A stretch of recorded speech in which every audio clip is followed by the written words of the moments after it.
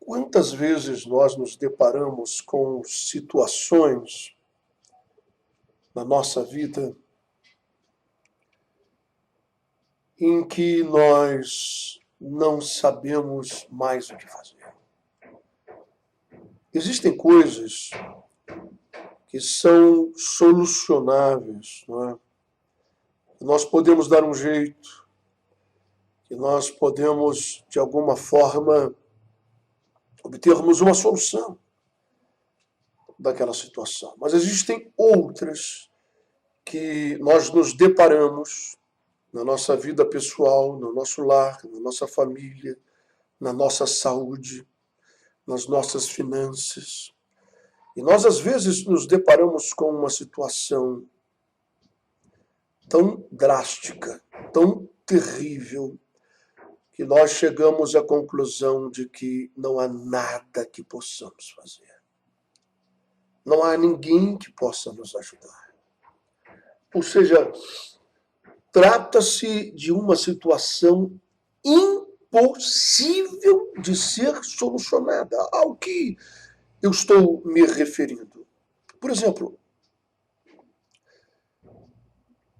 uma enfermidade incurável, um tumor no cérebro enraizado no seu cérebro, um câncer em estado avançado, que está se generalizando por seu corpo, ou uma outra enfermidade qualquer, que com toda a tecnologia e avanço, o médico chega para você e te diz, infelizmente, não há o que possamos fazer. É aquela situação na sua família, com seu filho que é um viciado em crack, em cocaína, e que você já tentou de tudo, você já o internou numa clínica, e os seus neurônios estão sendo queimados por esse vício maldito. E você então percebe que não há mais o que fazer.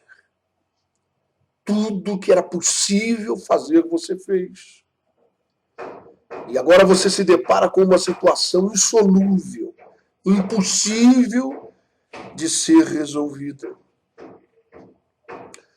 É aquela situação no seu casamento, que seu marido já foi embora, sua mulher foi embora, se desfez aquele lar, e você tentou com todos os meios, com todos os recursos, com toda a simpatia, tentar resolver e solucionar esse problema. Você tratou isso com delicadeza, você tratou isso com amor, você tentou conversar, você foi simpático, você foi simpática, você foi amoroso, amorosa em todas as suas tentativas de tentar reconstruir o que foi destruído, mas não deu em nada, cada vez piorou mais. Enfim, há um leque muito grande de situações na nossa vida que elas são detectadas e discernidas exatamente assim. Não há mais o que fazer. É impossível esta situação se reverter, essa situação mudar. Não há o que fazer. E estas situações específicas, elas não são raras em nossa vida, não é uma coisa difícil de se encontrar. Não, pelo contrário. Pelo contrário, eu sei que você que está meditando comigo agora é alguém que já passou ou está passando por uma situação em que você pensa e você diz, não há mais o que fazer em relação a isso. Eu estou falido. As minhas finanças foram totalmente devoradas. Eu estou devendo a todo mundo. Eu não sei como pagar a todos os meus credores. Eu vou ter que vender as coisas que eu tenho para não ir preso. Enfim. E é aí que eu quero meditar com você sobre algo que eu considero de extrema importância, de muito valor. Eu sirvo a um Deus que a Bíblia Sagrada descreve que para mim existe, mas para ele não há nada que seja impossível. E não há nada que seja maravilhoso demais. Eu estou me utilizando das mesmas palavras que foram ditas por um anjo enviado a uma cidadezinha, uma currutela, a uma cidadezinha em Belém, onde havia uma jovem virgem chamada Maria, e esse anjo veio até ela e disse: você vai ficar grávida e você vai dar à luz a um filho, e esse filho, ele é enviado por Deus, ele é aquele que vai resgatar o povo de Israel. E ela disse: mas isto é impossível. Por O que esta jovem estava dizendo ao anjo é uma realidade. Realmente é impossível. Ela disse: eu não sou casada, eu não tenho marido, eu não tenho ato sexual com homem algum e eu não posso engravidar. Isto é impossível. São estas situações. E o anjo disse: para você realmente é impossível, para o homem realmente é impossível, mas para Deus não existe nada e coisa alguma que seja impossível ou maravilhoso demais. E você conhece bem a história, sabe que ela engravidou.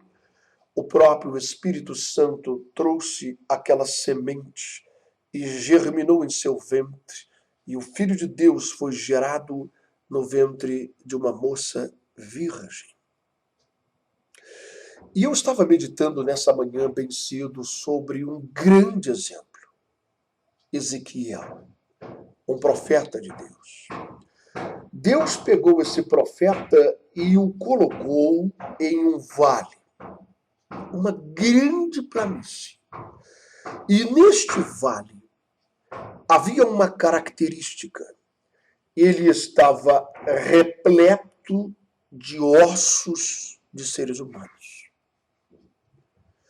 E Deus pegou esse profeta Ezequiel e colocou ele no meio desse vale e disse a ele assim: Ezequiel, você está vendo esses ossos? E ele disse: sim, estou vendo. O vale está cheio deles. Pois eu quero que você examine esses ossos. Quero que você os pegue em suas mãos, tire a poeira e examine o estado em que eles se encontram. Observe o que Deus está fazendo aqui. E o profeta obedeceu. Ele pegou aqueles ossos e olhou aqueles ossos, e examinou a situação em que eles se encontravam. Depois Deus veio e disse a ele: você viu os ossos e examinou? Sim. Como eles estão? E o profeta disse: a situação é a seguinte, Deus. Os ossos estão sequíssimos. Essa é a expressão que ele usou. Os ossos estão sequíssimos, ou seja, não há nenhum sinal de vida, nem um nervo, nem um tendão, nem um pedaço de carne, nada. São ossos totalmente ressecados pelo calor do sol do deserto. Nem vermes estão neles mais, porque não há nenhum sinal de carne. São ossos que estão sequíssimos. Então, veja a situação em que Deus fez o profeta se deparar. E Deus então pergunta a esse homem: Ezequiel, sim, fala aqui o teu servo ouve. Você acha que esses ossos podem voltar a viver? Você acha que esses ossos podem se tornarem novamente seres humanos nesse grande vale?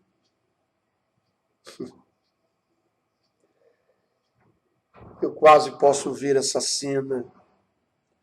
Ezequiel olhou para os ossos, olhou para o céu, olhou para os lados para ver se tinha alguém olhando aquela situação. olhou de novo para os ossos, que ele verificou, ele pegou na mão, ele viu a situação. E aí ele deve ter pensado, bem, se eu responder que sim, eles podem voltar a viver, eu vou estar numa complicação muito grande, porque isso é impossível. Eu vi, são ossos sequíssimos, como é que eu vou voltar a viver? Como é que essa situação pode ter um retrocesso? Como é que isso pode acontecer? É impossível. Sabe, se fossem corpos espalhados pelo chão, se tivessem morrido ontem, não tivessem ainda apodrecendo, tivesse com os órgãos, né?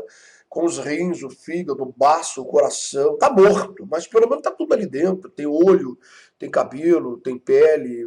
Aí a gente até acredita numa ressurreição, né?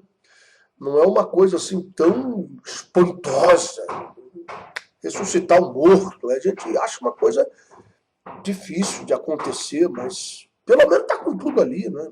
Mas aí eu vi, são ossos sequíssimos. E Deus me pergunta se eles podem voltar a viver. E aí ele olhou para os ossos, e aí ele olhou para Deus e sabe de uma coisa? Eu não vou responder nem que sim, nem que não. Porque se eu responder que não, eu vou mostrar minha incredulidade. Se eu responder que sim, eu estou complicado. Como é que isso vai acontecer? Ele vai me perguntar e eu não sei. Eu não tenho a menor ideia. Isso é impossível. Aí ele olhou para Deus e disse, Senhor Deus, só Tu o sabes. Só Tu o sabes. E Deus, então, olha para esse profeta e diz, Ezequiel, estenda a tua mão em direção a esse vale, a esses ossos que estão sequíssimos. Estenda a tua mão e fale aos ossos. E diga aos ossos, ossos secos, ouvi a voz do Senhor.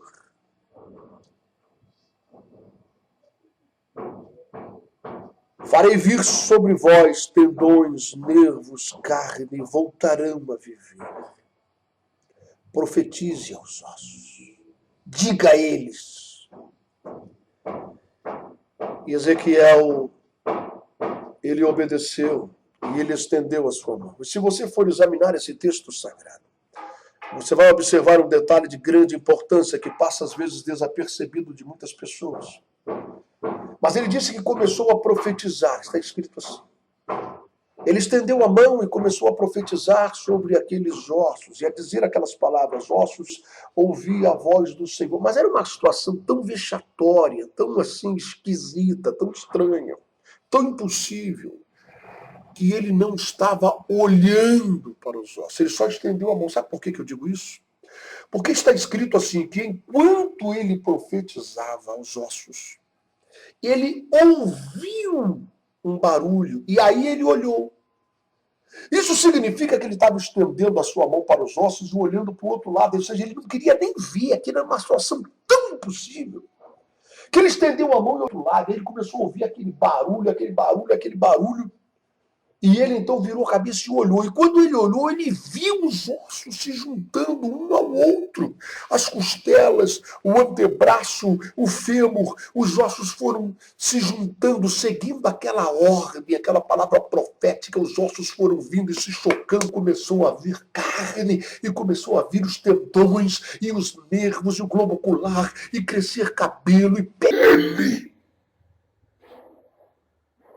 E ele ficou olhando aquilo com os olhos arregalados, aquilo era impossível. Isso é maravilhoso demais. E quando ele viu aquela multidão de corpos espalhados, Deus disse a ele, está vendo aí, Ezequiel? E ele ficou maravilhado. Agora profetize o fôlego da vida.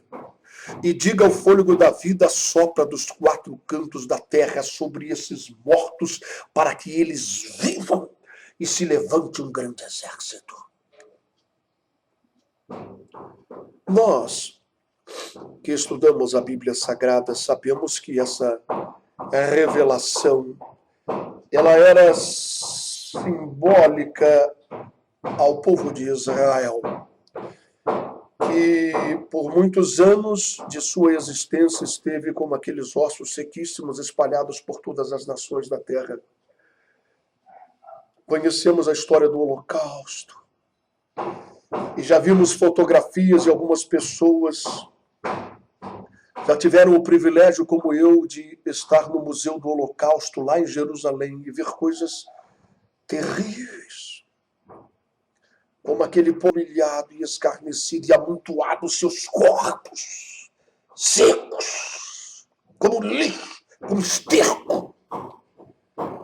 E nós sabemos que essa profecia se dirigia ao povo de Deus, ao povo de Israel, aos descendentes de Abraão.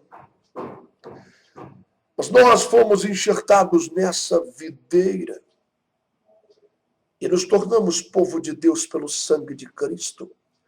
E essa revelação, ela é para mim e para você. Deus quer que nós venhamos entender que aquilo que para nós está perdido. Pense nesse povo. Pense nesse povo naquelas masmorras em que os nazistas os enfiavam, magros, esqueléticos, doentes, sem esperança, sem fé. A sorte deles não podia mudar.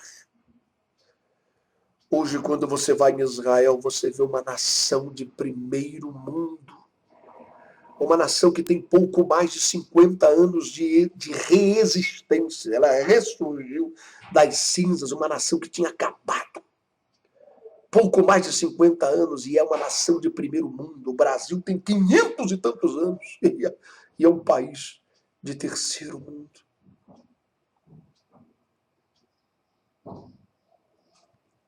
Quero dizer uma coisa para você